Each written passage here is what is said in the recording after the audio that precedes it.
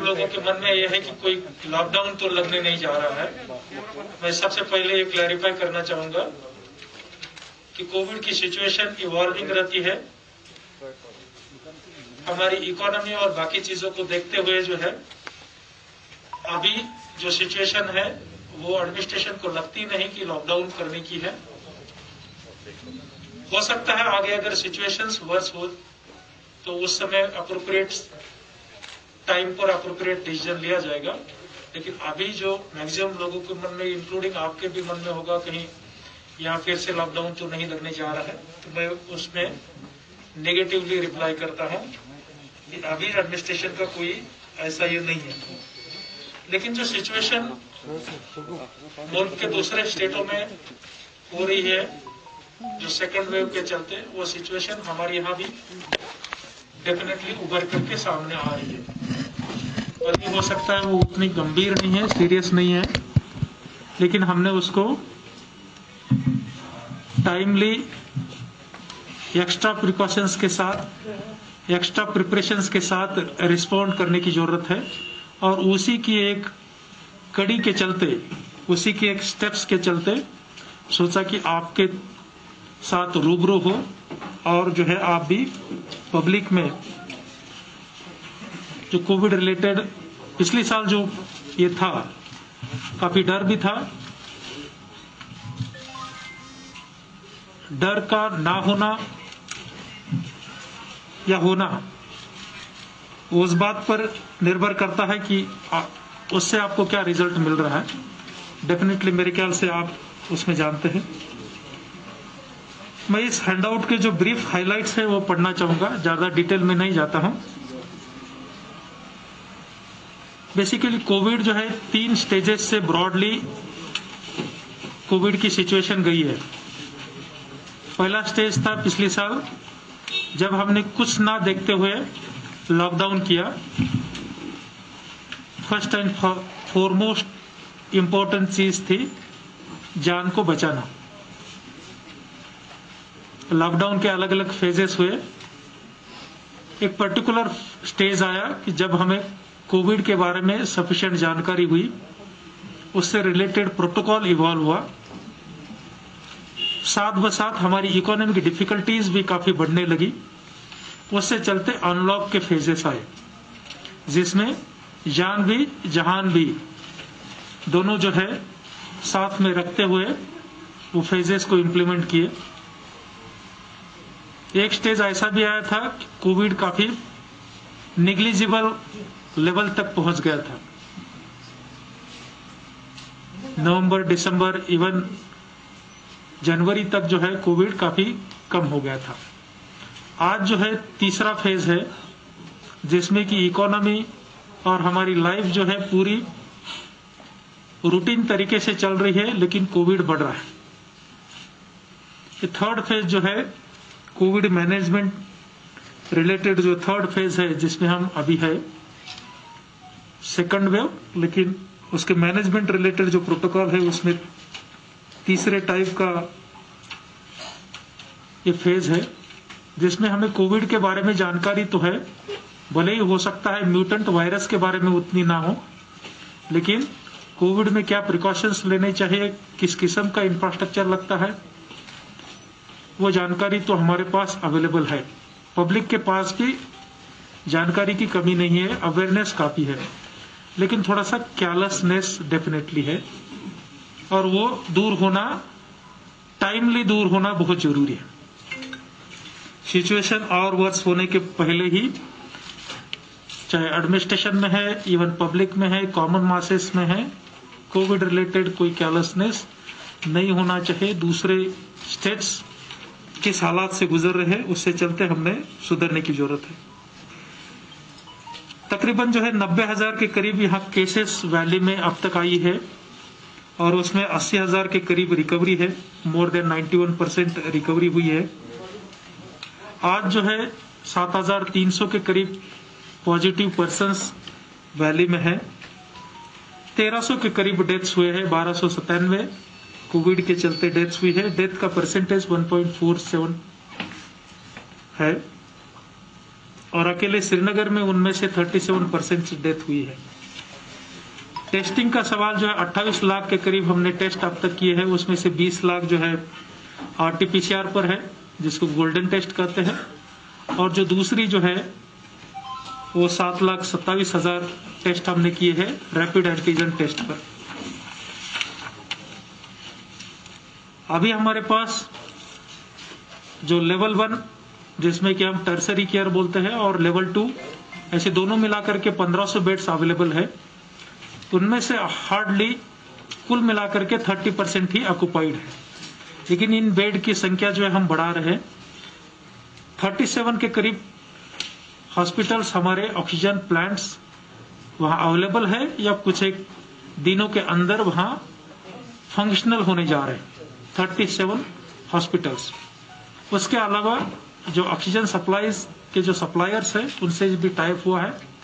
Non medical oxygen supply totally ban किया है, only medical supplies ही वो करेंगे, ऐसी उनको हिदायतें दी गई है। बाकी कोविड रिलेटेड जो प्रोटोकॉल है, मास्क का एनफोर्समेंट वो जारी है। सैनिटाइजर, सोप या हैंड वॉश, इससे रिलेटेड पब्लिक अवेयरनेस भी किया जा रहा है। पब्लिक प्लेसेस इकोनॉमी को मद्देनजर रखते रखते, क्योंकि नहीं है तो भी 30-40% इकोनॉमी हमारी टूरिज्म, हॉस्पिटलिटी और अलाइड सेक्टर पर डिपेंड है, वो कंस्ट्रेंट्स ध्यान में रखते हुए प्रयास किया जा रहा है कि पब्लिक प्लेसेस पर एटलीस्ट अनसेफ विदाउट मास्क लोग ना घूमें। बस मेरे ख्याल से यही है। जहां तक टेस्टिंग का सवाल था, उसमें नेशनल एवरेज 1.9 लाख पर मिलियन टेस्ट हुए हैं, हमारे यहाँ 3.6 लाख पर मिलियन टेस्ट हुए हैं, और अब तक वैक्सीनेशन 7.5 लाख लोगों को किया गया है। तकरीबन 10% लोगों को वैक्सीनेशन यहाँ वैली में किया है। 75 लाख पॉपुलेशन में से 7.5 लाख पॉपुलेशन जो है वैक्सीनाइज्ड है, और वैक्सीनेशन को और भी आगे बढ़ावा दिया जा रहा है। मेरे ख्याल से आप डायरेक्टर साहब बोलेंगे, आप कैसे क्वेश्चन पूछना चाहेंगे? डायरेक्टर साहब आप बताएं थोड़ा सा ब्रीफ में, तो फिर वो Sher e Kashmir institute of medical sciences इस वक्त सिर्फ नॉन कोविड को ही नहीं बल्कि कोविड पेशेंट्स को भी ट्रीट कर रहा है। लास्ट ईयर जब से 17 मार्च को हमने पहला पेशेंट एडमिट किया Sher e Kashmir institute of medical sciences में, और हमारी पहली लेबोरेटरी थी यूनियन टेरिटरी ऑफ J&K में जिसने कोविड के टेस्ट किए, और इसकी फर्दर सर्टिफिकेशन के लिए हमने पहले NIV पुणे से राबता काम करके इसकी सर्टिफिकेशन हुई। उसके बाद से Sher e Kashmir institute of medical sciences की जो वायरोलॉजी लेबोरेटरी है वो सारी यूनियन टेरिटरी में सबसे आगे है। इसके बाद टेस्टिंग के साथ साथ कंटैक्ट ट्रेसिंग का फेज आता है, जहां पे हमारा कम्युनिटी मेडिसिन डिपार्टमेंट इन्वॉल्व है। द नेक्स्ट स्टेज ट्रीटमेंट के हवाले से हमारे पास Sher e Kashmir institute of medical sciences में हमने 260 बेड्स कोविड मैनेजमेंट के लिए डेडिकेट किए हुए हैं। आप ये अच्छी तरह से जानते हैं कि कोविड का मैनेजमेंट पेरिफेरी से लेके सेंट्रल टर्शियरी इंस्टीट्यूशंस तक जारी है। Sher e Kashmir institute of medical sciences में वो लेवल 3 केयर अवेलेबल है जो बाकी सेंटर्स में अवेलेबल नहीं है।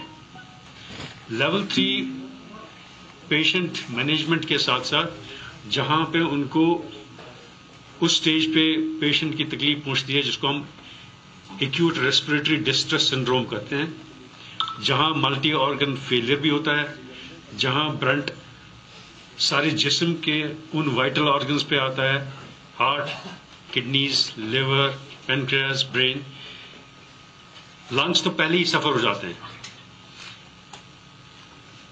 ये मल्टी मोडालिटी ट्रीटमेंट देने के लिए Sher e Kashmir institute of medical sciences में जो इंटेंसिव केयर फैसिलिटीज हैं, जो हाई डिपेंडेंसी केयर फैसिलिटीज हैं,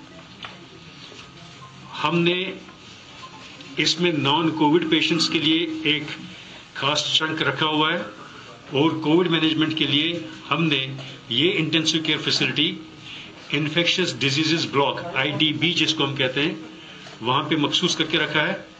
इसके अलावा जैसे भी पेशेंट लोड बढ़ता जा रहा है, हमने शेर Kashmir institute of medical sciences की A विंग को, जहां पे हमारा एक ग्राउंड फ्लोर में सर्जिकल ऑब्जर्वेशन वार्ड आता है, फिर 1A, 2A, 3A, 4A, 5A और 6A तक जाते हैं हम लोग। ये 260 बेड्स जो हमने कोविड के लिए पर्टिकुलरली मखसूस किए हुए हैं, हम इनको उन पेशेंट्स में जबकि उनकी रिकवरी होती है, कुछ देर रिकवरी के साथ साथ हाई फ्लो ऑक्सीजन की डिपेंडेंसी के लिए ऐसे कुछ वार्ड मखसूस किए हुए हैं। जब तक भी पेशेंट पूरी तरह से रिकवर नहीं हो जाते तब तक उन डिफरेंट वार्ड्स में हमने डिफरेंट फेजेस में रखा होता है। आज भी हमने ये कैपेसिटी ऐसी रखी हुई है। हम नॉन कोविड मैनेजमेंट में जिसमें कैंसर या हार्ट अटैक्स, स्ट्रोक्स जैसे तकालीफ हैं, हम उन चीज़ों को भी डील करते आ रहे हैं। हमने पिछले 2 हफ्ते से इलेक्टिव एडमिशंस स्टॉप किए हुए हैं, जहां पे हम उन तकालीफ जो नॉन कोविड की वजह से हैं, जिनका ऑपरेशन ज़रूरी हो या कोई इंटरवेंशनल प्रोसीजर ज़रूरी हो, मगर वो डिले हो सकता है, अवॉइड हो सकता है, पोस्टपोन हो सकता है, उस चीज़ को हमने फिलहाल ऑन शेल्फ रखा हुआ है ताकि हम ऐसे मरीजों के लिए ये बेड्स मखसूस कर रखें जिनको ये रेस्पिरेटरी डिस्ट्रेस सिंड्रोम हो या जिन्हें इस कोविड की वजह से फोर्थ होने का डर हो। एट द सेम टाइम जहां पे भी इमरजेंसी सिचुएशन हो, इमरजेंसी इंटरवेंशन की जरूरत हो, वो सर्विसेज बिल्कुल कंटिन्यू रखी जा चुकी है। आज तक शेर Kashmir institute of medical sciences में 4 लाख से ज्यादा RT-PCR टेस्ट हो चुके हैं। अराउंड मोर देन 22,000 पेशेंट्स को हमने पिछले 1 साल से आज तक ट्रीट किया हुआ है एडमिशन के बाद। और इस वक्त हमारे पास, जैसे अभी डिविजनल कमिश्नर साहब ने बताया कि जनवरी की मिड तक ये जो कोविड की इंसिडेंस थी हमारे पास ऑलमोस्ट नेग्लिजिबल लेवल्स तक पहुंची थी। उस वक्त मिड जनवरी में हमारे पास अराउंड 15 to 20 पेशेंट्स हुआ करते थे। As on date, the only difficulty that we are facing for last 2 days is non-availability of one of the vital drugs, injection remdesivir. Tertiary care hospitals हैं, उनके बारे में सब कुछ बता दिया गया है।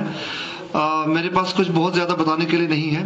जहाँ तक श्रीनगर डिस्ट्रिक्ट का ताल्लुक है, तो अहम बात यह है कि टाइम टू टाइम जो गवर्नमेंट की तरफ से इंस्ट्रक्शन इशू हो रही है उसको स्ट्रिक्टली फॉलो किया जा रहा है। जैसे आज ऑर्डर आया है कि मार्केट जो है 50% कैपेसिटी पर ऑपरेट होंगी, उसको इम्प्लीमेंट किया जाएगा। जो SOPs हैं उनको स्ट्रिक्टली इम्प्लीमेंट किया जा रहा है।